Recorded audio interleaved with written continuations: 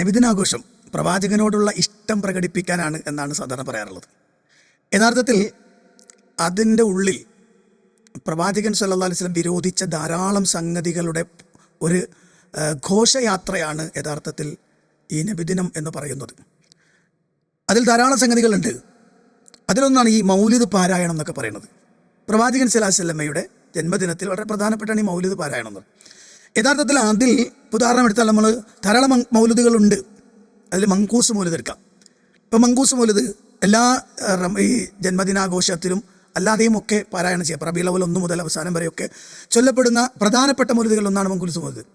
ആ മങ്കൂസ് മൗലിദ് നോക്കിയാൽ, അതിൻ്റെ ഇതിവൃത്തം നോക്കിയാൽ തന്നെ നമുക്കറിയാം എന്തൊക്കെ അബദ്ധങ്ങൾ, ശിർക്കുകൾ, അതുപോലെ തന്നെ അന്ധവിശ്വാസങ്ങൾ, ഒരാൾക്ക് ഒരിക്കലും ഉൾക്കൊള്ളാൻ പറ്റാത്ത വാക്കുകൾ ഒക്കെ പ്രവാചക പ്രകീർത്തനം എന്ന പേരിലാണ് ചൊല്ലപ്പെടുന്നത്. നിങ്ങൾ നോക്കൂ, അതിൽ പ്രവാചകൻ സല്ലല്ലാഹു അലൈഹി വസല്ലമ പഠിപ്പിച്ച ആശയത്തിന് വിരുദ്ധമായി പ്രവാചകനോട് തന്നെ പറയുന്നൊരു വാക്കുണ്ട്. യാ സയ്യിദ സാദാതി ജിഅതുക ഖാസിദാ അർജു ഹിമാക ഫലാ തുഖയ്യിബ് മഖ്സദി ഖദ് ഹല്ല ബിമാ ഖദ് അലിംത മിനൽ അദാ വൽളുൽമി വൽളുഅഫി ശദീദി ഫഅസ്ഇദി. യാ സയ്യിദ സാദാതി ജിഅതുക ഖാസിദൻ, ഓ നേതാക്കന്മാരുടെ നേതാവായ നബിയെ, അങ്ങയെ ലക്ഷ്യം വെച്ചുകൊണ്ട് ഞാൻ വന്നിരിക്കുകയാണ്. അർജു ഹിമാക ഫലാ തുഖയ്യിബ് മഖ്സദി, അങ്ങയുടെ സുരക്ഷിതമായ ആ മേഖലയാണ് ഞാൻ ആഗ്രഹിക്കുന്നത്. അതുകൊണ്ട് എൻ്റെ ലക്ഷ്യം അങ്ങ് തകർത്ത് കളയരുത് നബിയെ. ഖദ് ഹല്ല ബിമാ ഖദ് അലിംത മിനൽ അദാ വൽളുൽമി വൽളുഅഫി ശദീദി ഫഅസ്ഇദി. നബിയെ, എനിക്ക് വന്നു ഭവിച്ചിട്ടുള്ള പ്രയാസങ്ങളും ബുദ്ധിമുട്ടുകളും ദുർബലതയും അങ്ങനെ തുടങ്ങുന്ന പ്രയാസങ്ങളെല്ലാം നിനക്കറിയുമല്ലോ നബിയെ, നിങ്ങളറിയുന്നതാണല്ലോ. അങ്ങ് മദീനയിൽ ആയിഷ ബീവിയുടെ വീട്ടിൻ്റെ ഉള്ളിൽ, അങ്ങ് ആ ഖബറിൻ്റെ ഉള്ളിൽ അങ്ങ് ജീവിച്ചിരിക്കുന്നല്ലോ, അങ്ങ് ഞങ്ങളെ കണ്ടുകൊണ്ടിരിക്കുകയാണല്ലോ, അങ്ങ് ഞങ്ങളെ അറിഞ്ഞുകൊണ്ടിരിക്കുകയാണല്ലോ. എൻ്റെ പ്രയാസം അങ്ങ് അറിയുന്നുണ്ടല്ലോ നബിയെ. അതുകൊണ്ട് ഫസ്അരി, എന്നെ വിജയിപ്പിക്കണം. എന്തൊരു അബദ്ധമായ, എന്തൊരു ഭയാനകമായൊരു വർത്തമാനമാണിത്. നിങ്ങളൊക്കെ അല്ലാഹുവിൻ്റെ റസൂൽ സല്ലല്ലാഹു അലൈഹി വസല്ലമക്ക് സലാം പറയാൻ വേണ്ടി പ്രവാചകൻ സല്ലല്ലാഹു അലൈഹി വസല്ലമ പിന്നെ പറയുന്നൊരു വാക്കുണ്ട്, നിങ്ങൾ എനിക്ക് വേണ്ടി സലാം പറയാം, അപ്പോൾ സലാത്ത് ചൊല്ലൂ. ഫഇന്ന സ്വലാത്തക്കും മഅറൂദത്തുൻ അലയ്യ, നിങ്ങളുടെ സലാത്ത് എനിക്ക് വെളിവാക്കപ്പെടും എന്ന് പറഞ്ഞ് ഞാൻ കേൾക്കുന്നതല്ല. അതുപോലെ തന്നെ എനിക്കൊരാൾ സലാം പറഞ്ഞാൽ ആ സലാം എനിക്ക് എത്തിച്ചു തരും. അതിനുവേണ്ടി അള്ളാഹു മലക്കിനെ നിശ്ചയിച്ചിട്ടുണ്ട്. ആ മലക്കാണ് എന്ത് ചെയ്യുക, എനിക്കത് എത്തിച്ചു തരിക. ഇത് അള്ളാഹുവിൻ്റെ റസൂലിൻ്റെ വാക്കാണ്.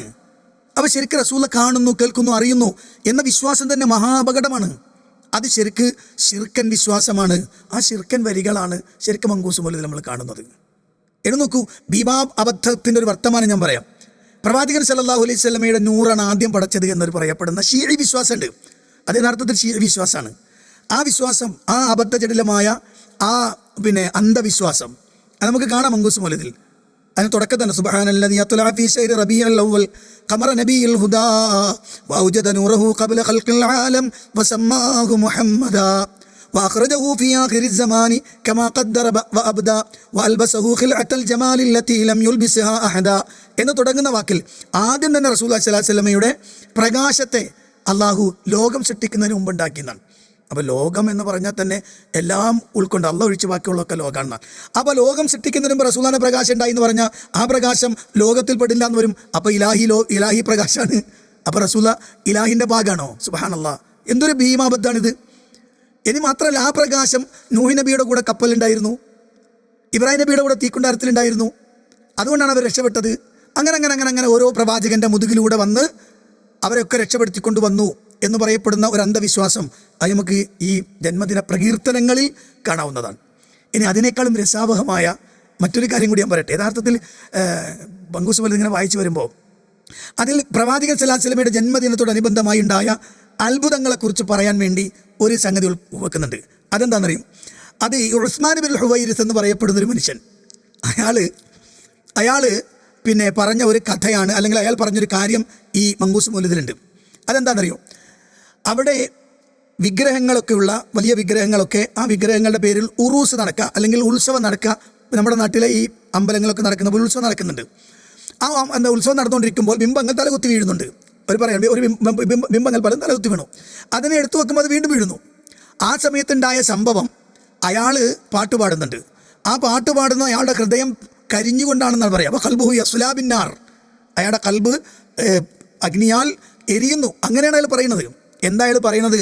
അയാ സ്വനമൽ ഈദില്ലദീ സ്വഫ ഹൗലഹു സ്വനാദീദു മിൻ വഫദിൻ ബഈദിൻ വമിൻ ഖുർബി. എന്താണ് വിളിക്കുന്നത്? അതാ വലിയ വലിയ ആളുകളൊക്കെ വന്നു ചേരാൻ നിമിത്തമായ, ആഘോഷത്തിന് നിമിത്തമായ വിഗ്രഹമേ, തനഖസ്ത മഖ്ലൂബൻ വനുഖിസ്ത സ്വാഗിറ. ഏയ് വിഗ്രഹമേ, നീ ഇങ്ങനെ തലകുത്തി വീണ് നിന്ദ്യനായിക്കൊണ്ടിരിക്കുകയാണ്. എന്താ ഇപ്പോൾ സംഭവിച്ചത്? എന്താ നിനക്ക് എന്തെങ്ങനെ പറയാൻ കാരണം? എന്നിട്ട് അവസാനം അത് പറഞ്ഞ് അവസാനിപ്പിക്കുമ്പോൾ ഇങ്ങനെ പറയാം. യഥാർത്ഥത്തിൽ ഇതിൻ്റെ അവസാനത്തിൽ ഇവരിങ്ങനെ ഇയാൾ പറയാണെന്ത്?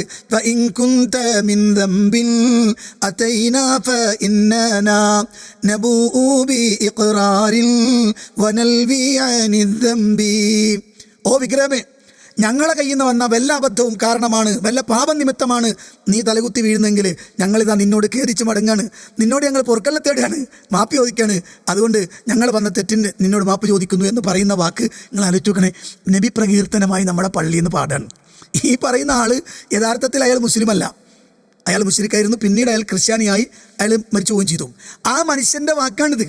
എന്നാൽ ഇവിടെ ഇരുന്നിട്ട് പള്ളിയിൽ ഇരുന്നിട്ട് ഇത് വായിക്കുമ്പോൾ പാടുമ്പോൾ ഈ ആളുകളെല്ലാവരും അതിന് ഉപോത്ബലകമായി ജവാബ് ചൊല്ലുന്നെന്താ? സ്വലാത്തും വ തസ്ലീമുൻ വ അസ്കാ തഹിയ്യതി അലൽ മുസ്തഫൽ മുഖ്താരി ഖൈറിൽ ബരിയതി. എന്താണ്? ചിലയിടത്തൊക്കെ വേറെ രസമുണ്ട്, ചിലയിടത്തൊക്കെ വേറൊരു സംഗതി കൂടി പറയാറുണ്ട്. അതെന്താണ്? പ്രവാചകൻ സല്ലല്ലാഹു അലൈഹി വസല്ലമ, ആ പ്രവാചകൻ സല്ലല്ലാഹു അലൈഹി വസല്ലമയെ കുറിച്ച് പറയുമ്പോൾ ഇവരെയാണ് പറയുന്നത് എന്താണ്? ഇങ്ങനെ വിഗ്രഹങ്ങൾ തലകുത്തി മറിയുന്നു, വിഗ്രഹത്തോട് സങ്കടം പറയുന്നു, വിഗ്രഹത്തോട് വിളിച്ച് സഹായം ചോദിച്ചിട്ട് അല്ലെങ്കിൽ അതിനോട് സങ്കടം പറഞ്ഞ് പാപമോചനം തേടുന്നു.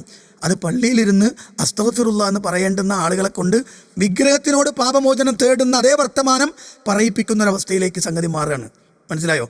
അപ്പോൾ അതുകൊണ്ട് തന്നെ പ്രിയപ്പെട്ടവരെ, ഇത്തരം അബദ്ധങ്ങൾ, ശിർക്കുകൾ, ഖുറാഫാത്തുകൾ, കുഫറുകൾ ഒക്കെ ഒരുമിച്ച് കൂടിയതാണ് ശരിക്കും പറഞ്ഞാൽ ഈ പ്രകീർത്തനം. അതുകൊണ്ട് പഠിക്കണം, വിലയിരുത്തണം, മനസ്സിലാക്കണം, ഇതിൻ്റെ പിന്നിലുള്ള ചതി മനസ്സിലാക്കണം, ഇതിൻ്റെ പിന്നിലുള്ള അപകടം മനസ്സിലാക്കണം. അതുകൊണ്ട് കാര്യങ്ങളെ പഠിച്ച് ബോധ്യപ്പെടണം. അള്ളാഹു അനുഗ്രഹിക്കുമാറാവട്ടെ.